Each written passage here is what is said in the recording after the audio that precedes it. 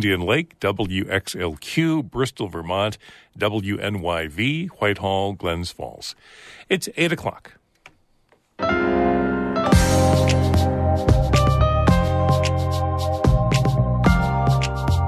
Good morning. This is Northern Light for Wednesday, January 3rd. I'm Monica Sandreski. And I'm Todd Moe. The governor and Attorney General Tish James are pushing for greater consumer protections as part of the state's 2024 agenda. Like marketing that exploits unsophisticated or vulnerable consumers or children. Predatory lending practices like student loan services. Also, according to a new report, the U.S. is nearly 4 million homes short. It says New York State alone needs about 240,000 more homes for everyone who lives here. And that problem, by the way, is getting more severe in rural America and small towns. Also on the show, Chef Curtis Hem shares a recipe for simple, healthy oatmeal pancakes. You know, it's not just, diet fare. It's actually really good gut health food. All that and more is coming up on Northern Light. Stick with us.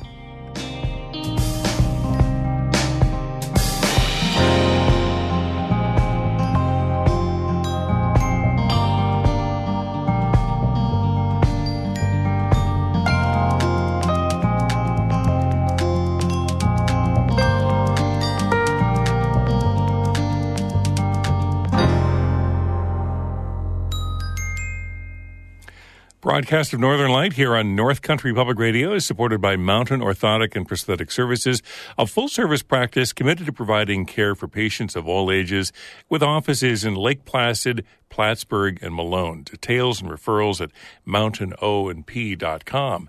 And Blue Seed Studios, Saranac Lake, promoting community involvement in the arts on the web at bluseedstudios.org.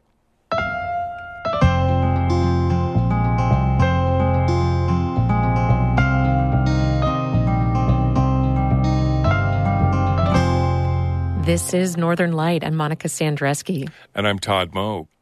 Jefferson County may have to pay two former county jail inmates more than $350,000. WWNY-TV reports the settlement comes from a 2022 lawsuit that alleges the county didn't provide opioid addiction medication to people incarcerated in the county jail. The New York Civil Liberties Union filed the suit on behalf of two inmates, but says about a dozen were impacted. The county's attorney says settling now is cost-effective. If the county agrees to the settlement, the sheriff's office will have to report the number of opioid treatment cases to the NYCLU for 3 years. The resolution to settle the lawsuit is on the agenda for tonight's Jefferson County Board of Legislators meeting. A judge must approve the settlement. Governor Kathy Hochul announced steps for greater consumer protections as part of her 2024 agenda. She says the proposals would protect everyone from students paying off loans to increasing temporary disability payments and to curbing medical debt. Karen DeWitt reports. Hochul says she'll ask the state legislature to close some loopholes in existing laws to make it easier to punish predatory business practices. I'm proposing the first major expansion to New York's consumer protection laws in more than 40 years. That would make unfair and abusive practices illegal and give the Attorney General's office a path to punish predatory operators. Hochul says New York is one of only 7 states that does not provide those protections. The governor was joined by New York's Attorney General Letitia James. James says the law will give her tools to prosecute numerous instances of consumer fraud, including what's known as deed theft, when scammers take the title to someone's home without the homeowner's knowledge or approval. The AG says the changes could also help her prosecute fraudsters who prey on the elderly. Like marketing that exploits unsophisticated or vulnerable consumers or children. Predatory lending practices like student loan services that intentionally steer borrowers to the most expensive loan plans. Hochul says other proposals include helping people with diabetes avoid sky-high prices for insulin by banning insurance companies from requiring copays for the medicine. The governor says she wants to raise a 35-year-old cap on weekly temporary disability payments. They restrict maximum weekly payments to just $170 a week. She says the new plan increases that amount to what's now offered for temporary family leave. And we're going to tie it to the statewide average weekly wage, just as we do for family leave.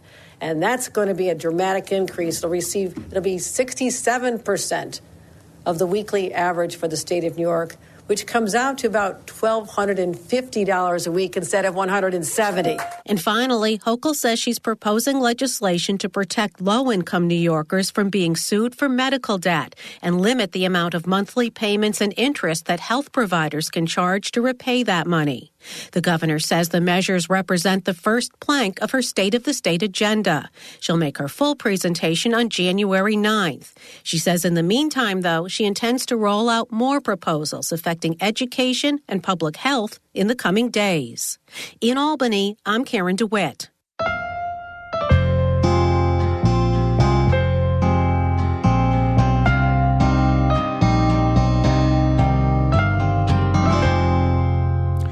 National nonprofit housing policy group says the housing shortage is twice as bad as it was a decade ago.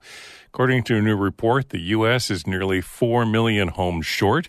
It says New York State alone needs about 240,000 more homes for everyone who lives here. Rural areas are especially vulnerable. Catherine Wheeler reports. Solving the housing shortage has many layers, finding the root causes and the best long-term solutions while also trying to help people now. The nonprofit housing advocacy group Up for Growth is focused on figuring it out. CEO Mike Kingsella says that's why they put out a yearly report measuring housing underproduction, or how many homes were missing across the U.S. And unfortunately, that problem has become more and more severe each year, going from 2012 to present time. And that problem, by the way, is getting more severe in rural America and small towns. According to Up for Growth's new report, housing underproduction in rural communities has quadrupled since 2013. That's despite steady population loss, meaning fewer people need homes in those places. Kingsella says the problem really picked up when people from cities moved to small towns during the early months of the pandemic. It drove up prices without the same growth in homes being built. He says in rural places, there's less economic incentive to invest in creating new or maintaining existing homes. When you can rent an apartment for, let's say, 50% less than in a comparable suburban community, it's a lot more difficult to justify effectively construction costs that are the same. And so there are real economic problems associated with community development in rural places around the country. Kingsella says the lack of affordable housing makes problems worse in small towns and rural areas. It bleeds into the economy, education, and healthcare. If people can't afford a place to live, they're not going to stick around or move there in the first place. From a community perspective, we have displacement of both people and businesses that sustain community culture and traditions. We've got a shortage of homes in job centers, making it difficult to retain and recruit enough employees to meet community needs. And, we carry the costs one way or the other of not having enough housing. For rural communities, Kingsella says part of the solution is finding more money. We think, one, increasing the availability of funding sources for housing production and preservation in rural communities is essential.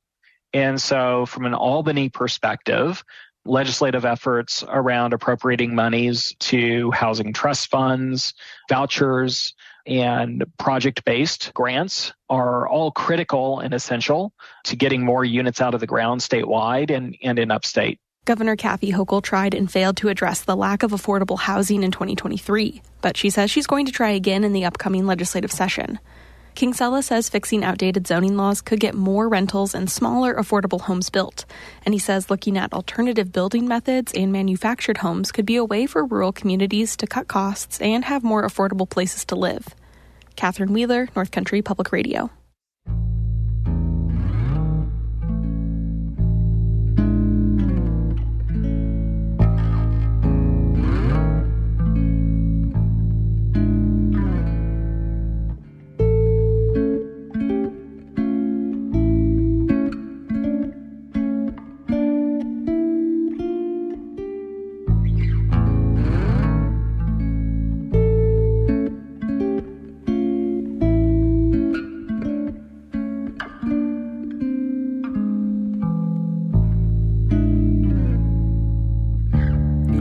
You're listening to Northern Light right here on North Country Public Radio. It's 10 minutes past 8.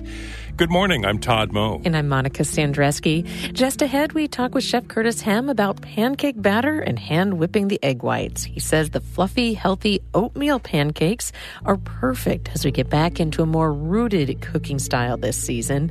That conversation coming up in just a few minutes here on Northern Light.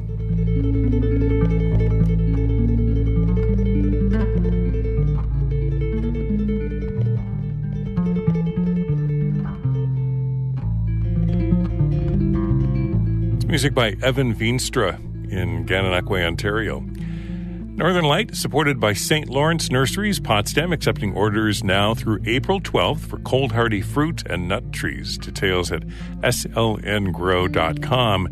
And Fort de la Presentation, helping to educate and recreate historical ventures of interest to the St. Lawrence region. Fort1749.org.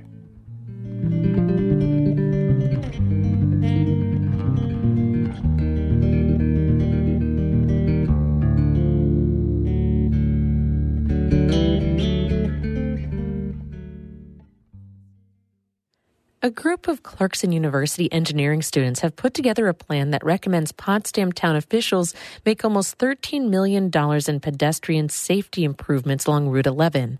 The Watertown Daily Times reports the study looks to address traffic in the corridor between the village and the intersection with big box stores like Walmart, Aldi, and Tractor Supply. The town listed the corridor as a risk to pedestrian safety in its 2020 comprehensive plan, since people often walk or bike from the village to the shopping area. According to the Times, the goal would be to create separate walking and biking areas for pedestrians along the highway. The students' plan also proposes other safety improvements. The cost of the project would be shared between the Potsdam town and village and Clarkson University. With the turn of the year, we've been featuring some of our favorite stories of the year. This one is about boat building, which has been an Adirondack tradition for centuries. We meet a boat builder putting a modern spin on classic canoes in the foothills of the southern Adirondacks. This piece first aired in October. Anna Williams-Bergen has more. Stan Zdunek is in his late 70s. He and his wife Kathy build canoes. A lot of canoes. We always say it's a retirement project gone horribly wrong.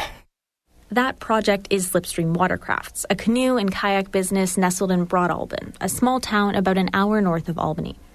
The Zduneks got into building boats in the 1970s. Kathy was doing whitewater slalom, where competitors race kayaks or decked canoes through churning rapids. Zdunek says that back then, you couldn't buy a good boat for the sport. They were too heavy. They were more commercial-oriented, so we built our own boat. Other paddlers saw them, racers, and they liked them, and it just gradually grew to the point that we were building a lot of racing boats. 5 world champions have paddled their boats. The Zduneks took over a decade off boat building and lived on a houseboat. In the early 2010s, diesel prices got high, and they decided to start making boats again. We specialize in incredibly lightweight boats. Some of our boats are less than 10 pounds.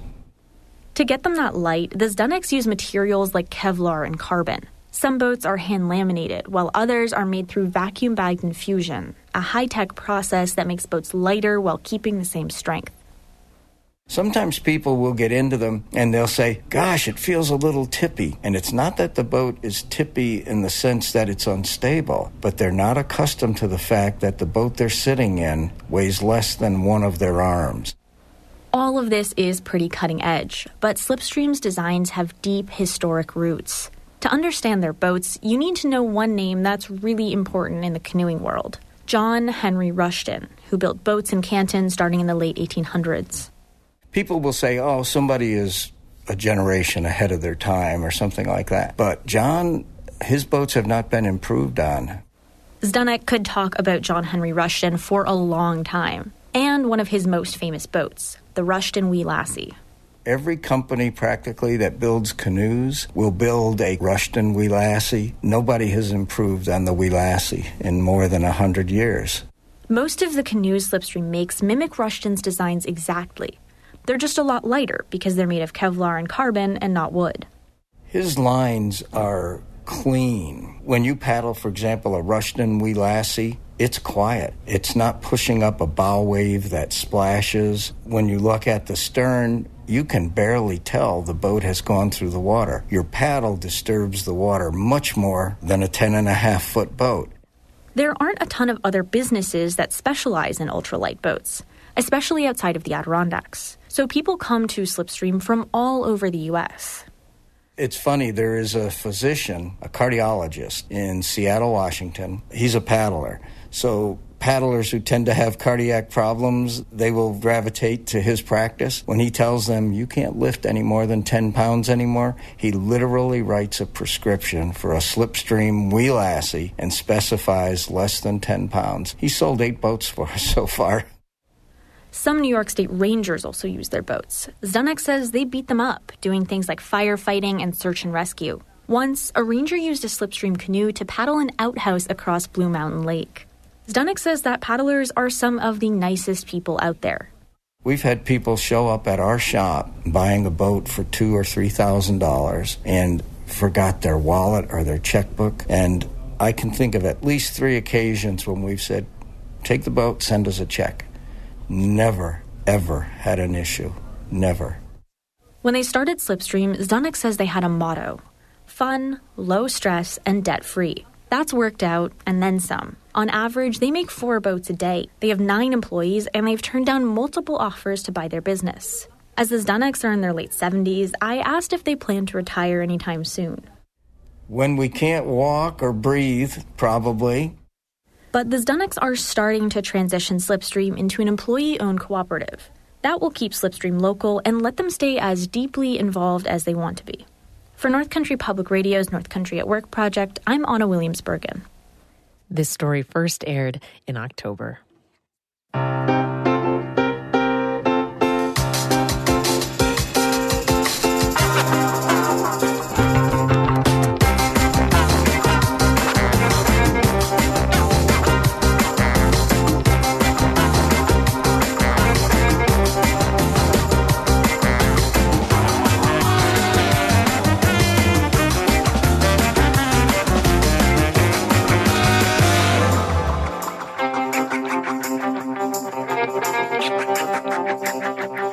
You're listening to Northern Light here on North Country Public Radio. I'm Todd Moe. And I'm Monica Sandreski. In just a minute, a healthier start to the morning and the new year, oatmeal pancakes. Chef Curtis Hem shares his favorite recipe with us. After that, stick around for Bird Note coming up at 8:42. But first, Todd has a look at the weather. We have cloudy skies in the forecast today, probably tomorrow as well, and then maybe some sunshine on Friday, according to the Weather Service. Highs this afternoon in the low 30s, low to mid 30s with light winds out of the southeast. Then tonight, lows upper 20s, low 30s overnight. Tomorrow, maybe some scattered snow showers with highs upper 20s, low 30s. And then Friday, a high near 30 with partly to mostly sunny skies, according to the Weather Service at least. Saturday and Sunday at this point, the extended forecast clouds, highs in the 20s near 30. Right now in Canton, cloudy skies, 31 degrees. Ready for a healthier start to the morning or to the new year? Chef Curtis Hem has a simple recipe for a whole grain version of a favorite breakfast dish: pancakes using rolled oats rather than flour. He says it's a satisfying and nourishing breakfast to fuel you through your morning. Chef Curtis Hem knows a lot about food. He loves to teach and get people passionate about it any time of the year. He taught at Paul Smith College and in Burlington. And these days, he and his family live in Peru, New York, in the Champlain Valley, where he runs the Carriage House Cooking School.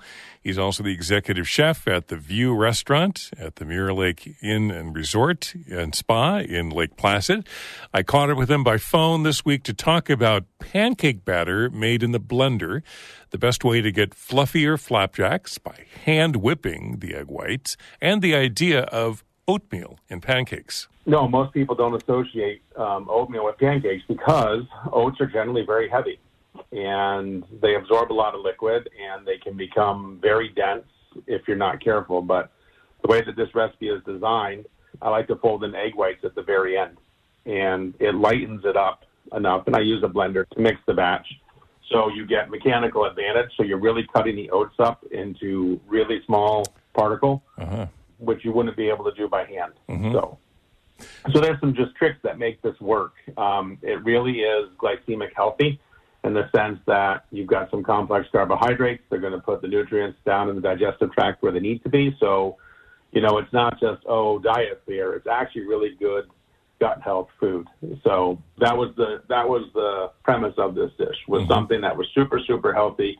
It also has great satiated properties in the sense that you eat it. Oats as a whole generally tend to tame your hunger down because the nutrients go further down the digestive tract. So you need a blender. Yeah, you need a blender. You could do this with an immersion blender, just the same. It would work if you had like a mason jar. So yeah, we can walk through this. It's really simple. The hardest part is kind of whipping some eggs at the end, but I tend to just put the oats, the powder, the baking powder, which is your leavener. So there is a chemical leavener involved. So we have the oats, the baking powder, the sugar, the syrup, the eggs, the cinnamon, and the salt in the body of a blender. We're going to add 2/3 of the water, so that's roughly a cup of water.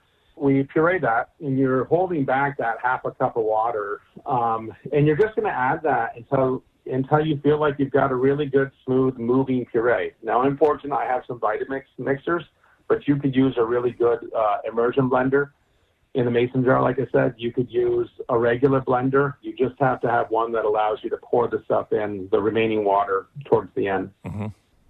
So once you get that pureed, and I'm talking smooth, I want this to be smooth, you're going to whip up 2 egg whites. Now, the secret I have, and it's really hard to kind of explain without showing, but I developed a technique for whipping egg whites really, really quick, and same with whipping cream really quick. And I take an oversized bowl. So for 2 egg whites, I would use probably a 3-quart mixing bowl. And I'm going to take a really large, round, balloon-style whisk. Any whisk will work, but a balloon is better because you're getting more air incorporated into the product. I like to grab the whisk with an overhand grip, and I like to put right off the handle where all the wires come into the handle. I like to put that on the edge of the bowl. Now, I'm going to run up and down, pushing down on the edge of that bowl, and I'm going in straight lines, coming back and forth. And every time I go back and forth, I'm going more and more and more and more. And what that's doing with the egg whites is it's elongating them, and when you go on the backstroke, it's shrinking them. And they're snapping together and twisting and turning. And in that process, they're capturing air. Yeah. And it's the way to do it without muscle fatigue. So anyone who sits there and has to do, if they don't do this often enough and they have to whip egg whites, they get tired and they're just using their wrist and the circular motion, and it's really hard to do. But if you ride that rail and you elongate that movement, basically you're going in like a little arc and you're just resting the whisk on the rail of the bowl, none of your arm gets tired. And you can go faster because you're pushing down with resistance on the bowl. And that, within 30 seconds, you have your eggs whipped to stiff peaks. Right. So it's not a real long process. It's not at all, no. Yeah. But you want to get them semi-stiff. And then you're going to take those egg whites and you're going to fold them in. You're going to fold half the batter into the egg whites. And that's going to kind of temper it. And when I say folding, the technique is to not whisk anymore. You want to be gentle.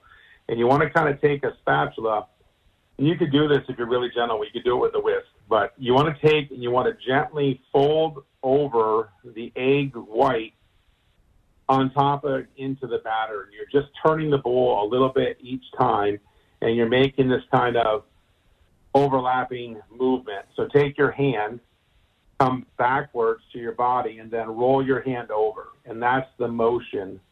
You know, you're kind of creating a C with your hand. And that's the motion that you want to fold. You want to be very gentle with this because you don't want to knock the air out of the egg whites. And then you repeat with the rest of the batter. And that makes your egg white, your oatmeal pancake batter done. So now it's ready to cook. So now you take a nonstick skillet. You can do this on a cast iron griddle or even a baking steel works. Just get it medium heat. You don't need to go too hot. You want to make sure that it's greased properly. And then you're going to pour your pancakes on there. Just like every other traditional pancake, as that heat is from the bottom, so now we have hydrolysis, so we have the application of heat below. That's going to create steam, and that steam is combination with the egg whites and the baking powder is going to make the pancake rise, and it's going to form those little holes just like regular pancake batter. Yep. Now, when you get a fair amount of holes, right, and you can release the pancake from the bottom, you want to go gently, scrape that up, and then turn it, put it right back on its spot, and then you'll see the steam take root, and it will actually rise the pancake. And once that rise stops, your pancake is done. Yeah. Then you've got that great feeling of self-satisfaction. Yeah. I mean, I don't cook a lot of breakfast. I don't eat breakfast much, but these were so good. You can even take a banana and puree a banana into there if you want. Right. That will make it moist. If you had leftover canned pineapple, you could do that. Even applesauce. You just might need an extra egg white if you want to do that stuff. But anyway, I serve them with fresh blueberries, 100% real local maple syrup. We're always fortunate to have people gift us maple syrup throughout the holidays. Yeah. And I, maybe dust it with a little bit of powdered sugar. It's a super easy recipe. It's a great way to introduce kids to complex carbohydrates that may not just openly run to oatmeal, even adults. So, again, it's something that snow will eventually hit us, and it's a great winter morning hearty breakfast. We'll have a photo and a recipe of Chef Curtis Hem's oatmeal pancakes on our website a little later this morning. Chef Curtis joins us every month to share a favorite recipe. He runs the Carriage House Cooking School in Peru, New York, and is also the executive chef at the View Restaurant at the Mirror Lake Inn Resort and Spa in Lake Placid. Time now is coming up on 8:27. Come on. Good God. Ow! I'm going downstairs for anybody get up. I'm going downstairs for anybody get up. Open up the refrigerator, a little light come on. I get carbonated. I can't leave it alone. Mama told me not to, but I'm a grown man. Sip off the top, bubble up out the can. Root beer for breakfast.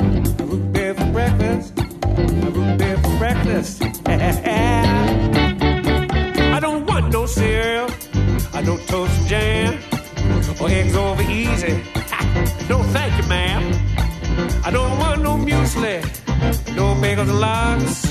I'm getting carbonated, and it ain't even 6 o'clock. Woo-hoo.